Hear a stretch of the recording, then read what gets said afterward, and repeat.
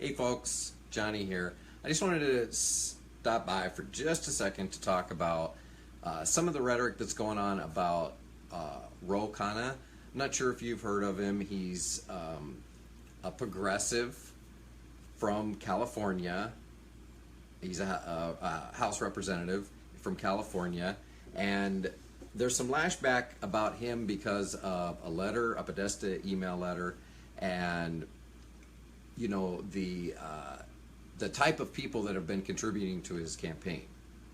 And what one has to understand first of all is there are within a constituency, the people that live there, for instance, if I were to get contributions from people here, I might get a huge amount of contributions from the healthcare industry, quote unquote, because the Mayo Clinic here in Rochester, there's a lot of doctors and nurses, and so when they check that box, when they say what they do, what their occupation is, they're probably going to have, say, healthcare. I don't know if it says nurse or doctor or whatever, but I'm sure it just lumps them up into a certain category.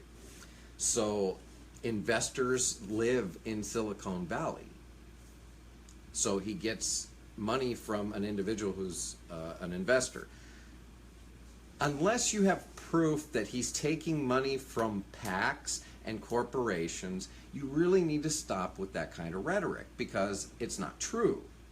Now, on the email, granted, there seemed to be a great deal of love and support for Hillary Clinton in that email. Now then, is that something to crucify someone over continually? The idea that everybody isn't as woke as you or hasn't woken as quickly as you did is kind of part of this purity test that is rampant throughout, let's say, some longtime progressives. Now, I consider myself a longtime progressive. I'm not an activist. I haven't been an activist. I've had, my life has been filled with trying to live my life and take care of my son until Bernie came along and woke me. Sometimes it takes a break. I wasn't a Dem, never been a political organization person. But I didn't know about all this stuff. I didn't know about the crookedness of the Clintons until I delved into it because my interest was sparked. And it's like being in a religion. If you're raised in a religion, then you're taught this is the truth, this is it. And if you have these questions like, this doesn't seem right, this doesn't feel right, then it's not until you're able to get that other information presented to you in a way that that it registers with you. Let's just be fair. Not everybody thinks the same way. And Bernie had a charismatic way of explaining things that made sense to people. I think Barack Obama tried that and he succeeded, but he didn't follow through. And we realized that. But we can't continue to vilify somebody who has publicly stood up and is one of only 6. How do you do that? Am I backward? 6 congresspersons in the United States Congress that does not and has signed a pledge not to accept PAC money. So we understand our past. A lot of us have made mistakes. I mean, are you going to crucify me for every mistake that I've made when I've recognized that mistake and then changed? Because isn't that what we ask as progressives? That you recognize the mistake and you own it and you say, what can I do differently this time? So let's not crucify people that are trying to be our friends just because you caught a little information that shines them in a negative light before they started taking action. Now, if anybody has any proof that he's taking PAC money or taking larger than the maximum individual contributions, which are $2,700 a piece. Now, to some people, $2,700 seems unthinkable because to me right now, I got to buy a new car. I don't have $2,700 to give to anybody. But now, if I were to donate the maximum, $2,700 to a candidate, and I put down my occupation, aside from a political candidate or something like that, my occupation would be tech, tech industry. I don't know how they even categorize it because I've never really filled that out like that, but I would assume that would be tech because I build websites and I'm a web marketing consultant. I don't know whatever that is. Maybe in the marketing industry, so I don't know how it would be categorized, but that could be construed as a bulk sum. I don't know. I just think we're chasing the wrong rabbit here, and I get it. I understand where you're coming from. You're right. That was wrong at the time, and perhaps maybe he should have been more informed. And that's it. But all I can say is he has publicly stated his stances that are all in line with progressive values, including not taking huge contributions from corporations and PACs. So I'd like to focus on what we're doing now, because see, what the Dems do and what the even Republicans like to do is they like to focus on yesterday and point blame at the other. Look, everybody wakes up at different times of the day. You can't force them to wake up on your schedule. So let's let this go, and let's let his words and his actions today speak for what kind of leader he is. I'm telling you, if he got the fire like most of us did when Bernie popped into the scene and we started saying, yeah, hey, this guy's right. This is what I've been thinking my whole life. Some people are like me. Some people are willing to step up with their big mouths and say, I'm going to stand up and speak up for what's right. I'm willing to go up there and stand up for what's right. I didn't know all this stuff was going on so blatantly like that because I was busy trying to survive. And that's what the government likes to do. They like to keep you busy struggling so they can get away with murder. And at some point, Roe woke up and said, hey, this is not right. What Bernie's saying is right. And I need to be there. That's what I need to be doing.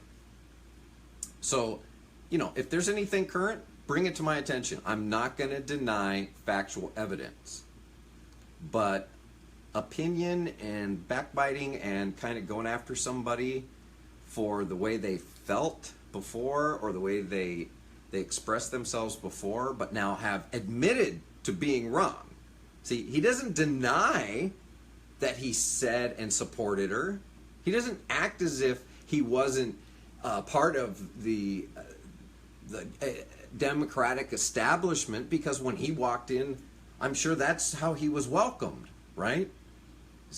Tall, good-looking, outspoken guy, looks like a real go-getter in the Dem party. They start pulling him in and saying, hey, we're going to show you the ropes. Here's how it works. Just like a religion. So it takes some people some time to really catch on. As somebody who started many new schools, I've gone to 10 different elementary schools. I went to 3 different junior highs and 3 different high schools. I know that sometimes you can get caught up with the wrong people right away and think that, because they befriend you and they say, hey, let me show you around. And then it turns out maybe they're not the crowd or the type of people that you would consider yourself hanging out with.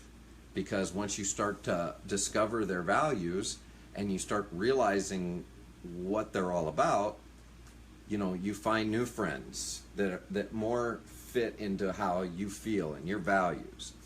This experience that I had when I moved back to San Francisco in my junior year where I graduated. It happens. And you just can't continue to vilify people because they're not at your level of passion or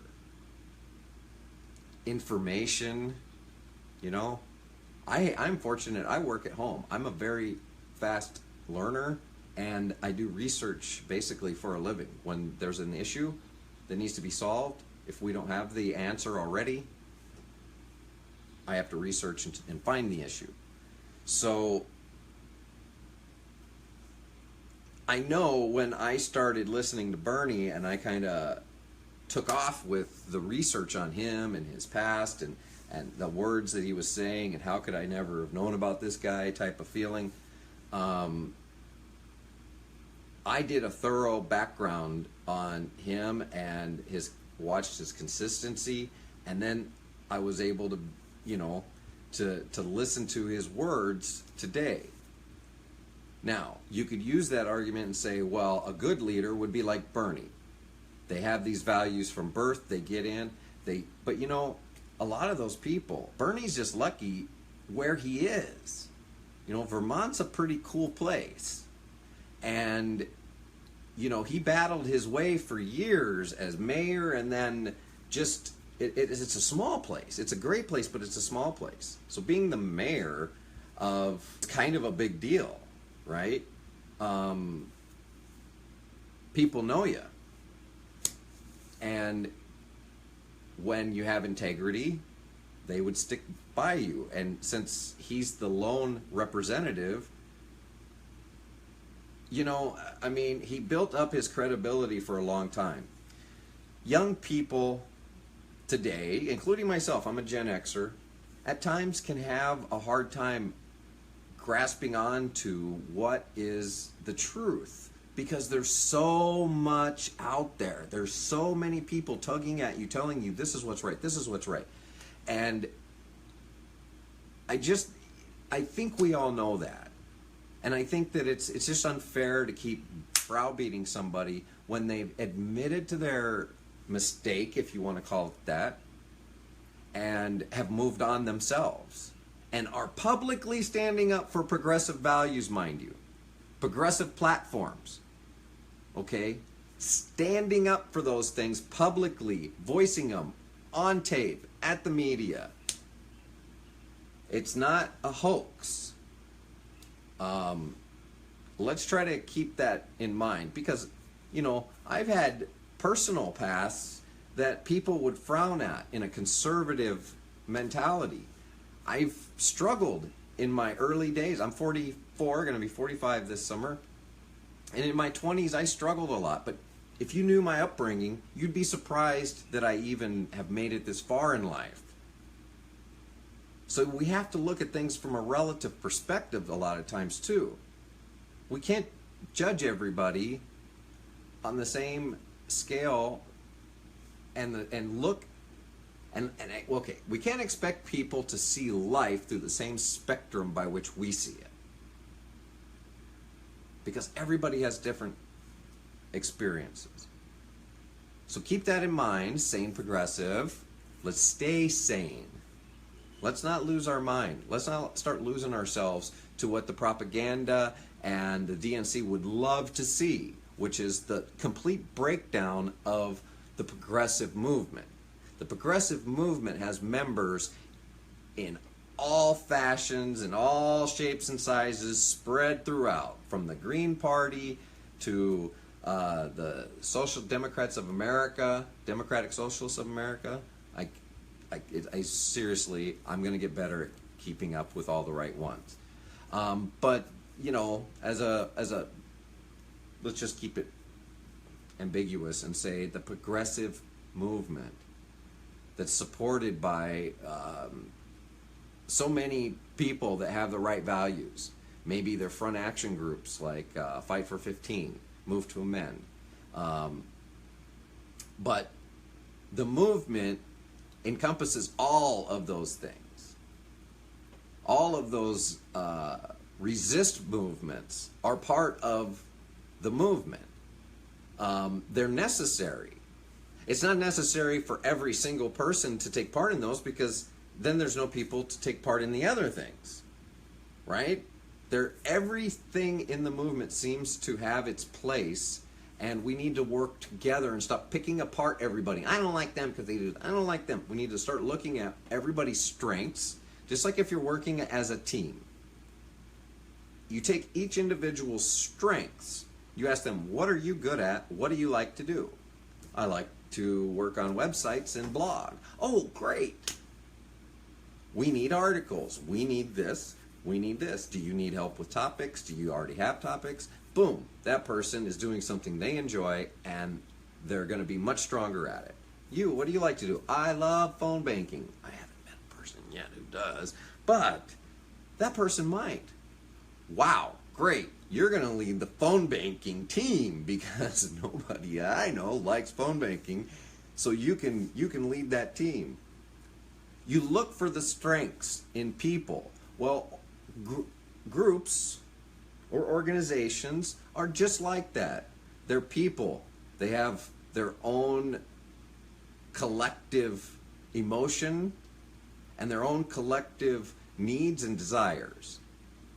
And so each group can look at each other group for the things that they see the highest value in and come together on those things rather than picking apart each other, because we're all in the same way. We want to get rid of the bad and bring in, usher in some new. And we can work out details when we get there. We know single payer is important. How do we get there? How do we figure out the nuts and bolts of it? Well, there are other professionals that can help with that. Not the insurance companies, not the healthcare industry, but like an accountant person that knows how to do addition and subtraction. I mean, that's all you really need to do. Figure out where the money is coming from and where it needs to go. We can do that as progressives together. And there are some people still in the Democratic Party, and I did say it, to be nice, because Nina Turner actually liked one of my tweets today. So I'm going to be more respectful of her party, because I do respect her and Tulsi Gabbard. I think we're all in agreement on people like that. And, you know, you may not feel that Roe measures up to the same stick as Tulsi Gabbard, and that could very well be true. But it's not his job to measure up to another congressperson. It's his job to take the values of the people of his district and carry them to Washington to enact legislation for what he believes is the benefit of mankind. Primarily to his district, but if he sees a conflict with what his district is asking for, with what the entire nation needs, then he has a responsibility to report to his district and to try to convince his district that, look, I know you guys might not agree with this specific plan, but I need your support here. It's at least moving us forward. Let's say it's for healthcare. And this plan may not necessarily be something you want exactly, because you're you're part of a large company and you think it hurts your bottom line, but I have to represent the individuals. And that's what he's saying. That is what he's been saying. So we've got to give him an opportunity to display that without plastering him as an enemy.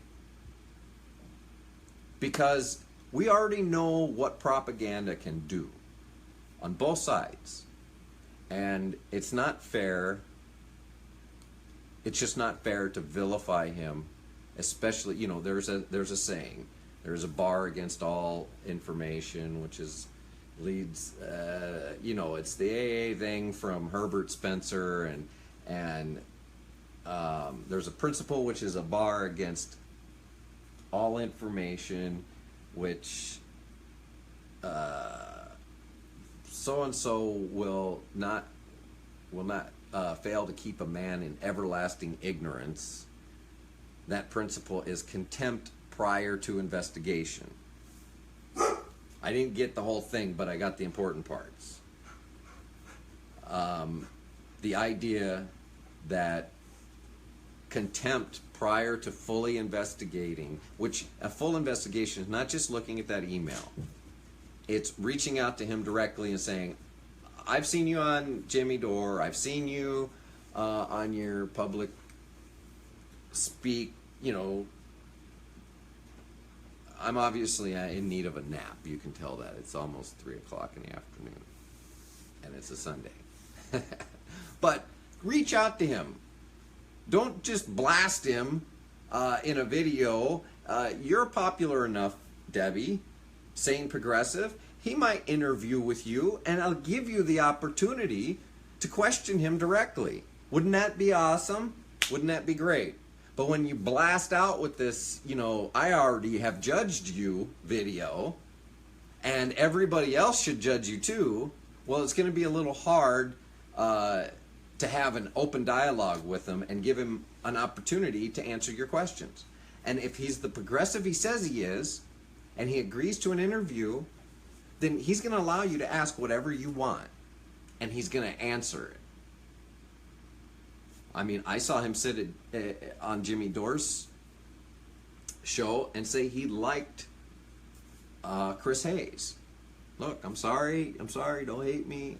I like Chris Hayes. I read his book. Okay? He's not letting people push him around. He's not pandering. So give him an opportunity to answer your questions, Debbie. I would be more than interested in seeing him. I absolutely would. But I just think that is the approach to take when we're dealing with somebody who is saying all the right things today and seems to be doing all the right things today. We shouldn't be trying to make their life harder. We should be giving them support for what they're doing right and saying keep it up. Now, if they're a little off kilter with something, we say, now, you seem to not be here on that issue. But we can't just throw, what is it, the baby out with the bathwater? Is that what they say? We just can't throw every person out who doesn't meet 20 different things all in a line. We have to have a way of vetting people with authority to the stances they maintain. There's a lot of people in rural areas like Bernie who are not against the Second Amendment. They understand people want to hunt, people want to target shoot, but there's a lot of people that are part of the NRA and that do like guns, progressives that like guns. There are such a thing, that are for common sense gun laws, removing assault weapons, training and certifications for all ages and all weapons types. And like a car, if you want anything, you've got to, they shouldn't just be left in the hands of irresponsible people. And there's another way that the industry itself, we can encourage the industry itself to come out. There's technology that's come out where, there has to be a thumbprint or a palm print, or, there's a certain locking mechanism that can only be unlocked by a particular individual. So there are technologies coming out, and we can push for those things because we know that the Second Amendment is such a vast array of different supports for different lifestyles that you can't just blanket it, just like the conservatives try to do with the woman's choice. See? The bottom line is it should be a woman's choice, but they pick and choose at other little things to try to make it about other things. And we can make and enact things in different ways that are truly collaborative. You may not think something's right, but you may be able to collaborate on an idea that brings us progress. Progress. That's what we are. We're progressives. So if we make progress with gun safety legislation and make progress with the manufacturers who can install mechanisms that make it nearly impossible, if not impossible, for a weapon to be discharged and untracked. I mean, I'm sure that there's ways that we can do stuff like that. We just need to look into them. We need to look into solutions that solve the problems, not who's causing the problems. Because we already know who's causing the problems. The people who aren't coming to us with solutions. It's that simple, really. The old adage, if you're not part of the solution, you're part of the problem. I mean, it is true. You can't say, no, your idea doesn't work, without saying, because this idea is better. You have to, and we see that happening all the time. We saw it for the 8 years of Obama, no, that's no good. No, that's no good. No, that's no good. And there was a great deal of obstruction. Now, the Dems are doing the same thing. Of course, it's because there's ridiculous things on both sides that keep coming into play. But the shining stars of progressivism need to be supported, not vilified. And if you feel that they need more education on progressive values, then reach out to them and attempt to educate them, because a true progressive will always be open to new information and knowledge. Because we all know, as progressives, we never stop learning. Never. It never stops. At least in our physical being. I don't know what happens after that. Maybe I continue to learn forever. But I know in this life, every day I've learned something new, and some days, some moments, I have epiphanies that spark an entire new paradigm in my thinking. And I can tell you and list a handful of them that were key in my life. Specific incidences, specific encounters, that when I heard them, they stuck like glue and created a swirling motion in my mind about my values and thinking. And I had to meditate on it, because every time my mind has been questioned with anything like, God and sobriety even. How does a person become sober when they have this craving, urging at them? And you have to investigate those things. You have to learn about those things. And you have to keep learning. And as I learned, the more I didn't know, and the more I realized I needed to let go, and I knew what they were talking about before, and all this other stuff, it starts coming into play. But it doesn't always happen for everybody the same way. And the epiphanies don't always come at the same time, the same way. So if you're a real progressive, then if you feel you know more or have walked the path longer, then it should be in your heart and your obligation to reach out to other people striving to be progressives who are looking for answers. I only know what's in my heart. And from what everybody's been telling me, it's progressive. Okay? I didn't define myself. Society puts definitions on us. I believe we need to take care of each other. Period.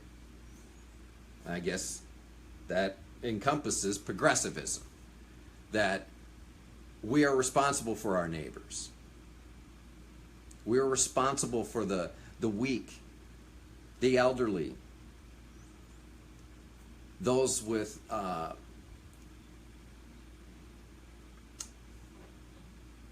abilities that make it more difficult to operate in day-to-day life. Okay? Is that a nice way of saying it? Giving people the opportunity to find their place in society and accepting that place in society. Everybody has a purpose, helping them find that purpose. so they feel successful and fulfilled. And in the meantime, they don't have to go hungry, get sick, and not be able to pay for it, and live on the streets while they're looking for that fulfillment and their placement in society. Everybody has something to contribute. All we need to do is help each other figure out what it is. Isn't that fair? And not everybody's going to figure it out at the same time. So let's stop judging and let's start thinking about how we can help other progressives move forward. How about that? I'm going to hang up now, and I want all of you guys to remember that we are in this together. And regardless of the little nuances of what we believe, we have a responsibility to each other. Okay? So let's not forget that. Have a good Sunday. Happy Mother's Day to moms everywhere around the world, including my mom, my fiance, and her mom. Bye, everybody.